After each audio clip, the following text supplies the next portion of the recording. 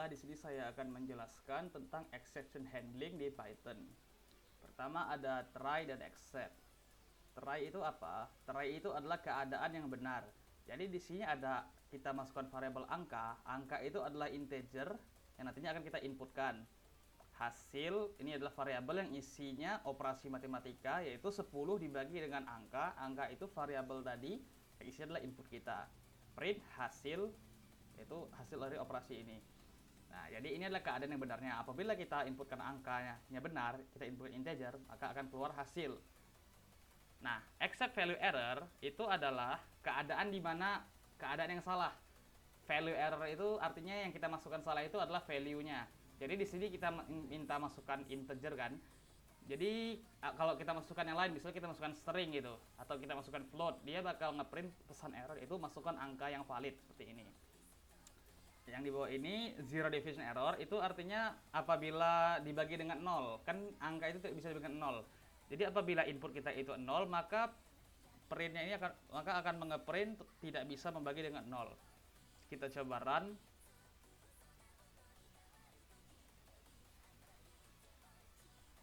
Nah, kita coba ya, input pertama kita input 2. Nah, hasilnya adalah 5. Oke, betul ya, 10 bagi 2, 5. Nah, coba kita masukkan yang salah. Misalnya kita masukkan string 2. Nah, keluar pesan errornya kan, masukkan angka yang valid karena yang kita masukkan itu string, bukannya input, bukannya integer seperti yang diminta di sini. Coba kita masukkan 0. 0 tidak bisa membagi dengan 0. Nah, karena kita masukkan 0, except-nya ini ke trigger. Jadi dia akan mengeprint tulisan tidak bisa membagi dengan 0. Selanjutnya itu ada finally. Finally itu maksudnya apabila finally itu akan selalu berjalan meskipun except tidak terpenuhi.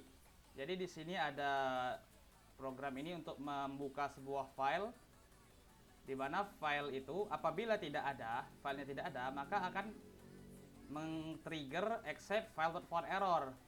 Itu apabila filenya tidak ada.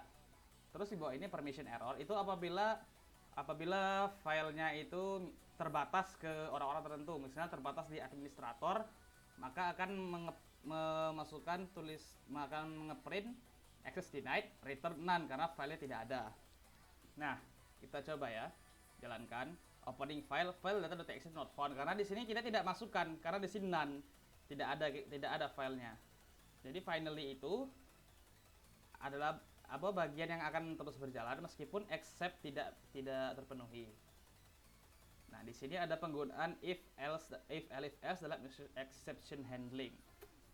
Jadi, misal dalam value error itu ada lebih dari satu keadaan. Di sini kan kita diminta input memasukkan angka dalam bentuk integer.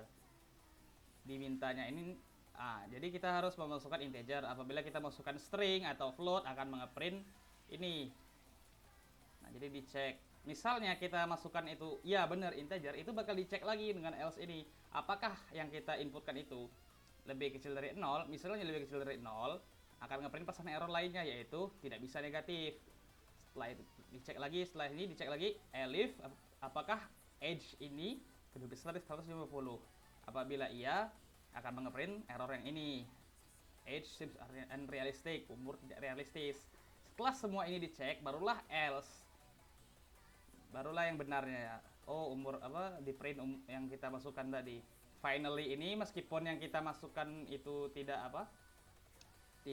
terjadi except-nya, maka tetap akan mengeprint input processing complete. Kita coba run. Kita masukkan umur 12 misalnya. Nah, umurmu 12. Coba kita masukkan lebih kecil dari 0, misalnya min 1.